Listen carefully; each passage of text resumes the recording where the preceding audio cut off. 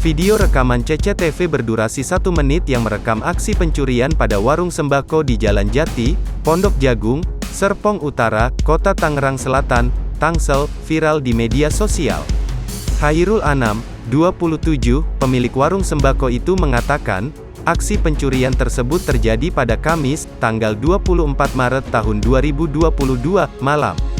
Menurutnya, pelaku yang berjumlah 2 orang berhasil menggasak tas miliknya yang berisi kartu identitas maupun ATM yang berisikan saldo jutaan rupiah. Yang diambil tas berisi dompet. Isi dompet yaitu isi SIM, KTP, NPWP, ATM BCA dan Mandiri. Kalau uang, tunainya enggak seberapa, kerugian sekitar 2 jutaan. Katanya saat ditemui di lokasi, Serpong Utara, Kota Tangsel, Jumat, tanggal 25 Maret tahun 2022. Hairul menuturkan, pencurian tas berisikan kartu identitas dan ATM itu, bermula dari 2 orang pelaku yang datang ke warungnya. Kala itu seorang pelaku berpura-pura berbelanja dengan sejumlah barang yang diminta hingga membuat sibuk dirinya. Saat itu pula pelaku beraksi dan berhasil menggasak tas miliknya, lalu melarikan diri dengan mobil yang dikendarai rekannya.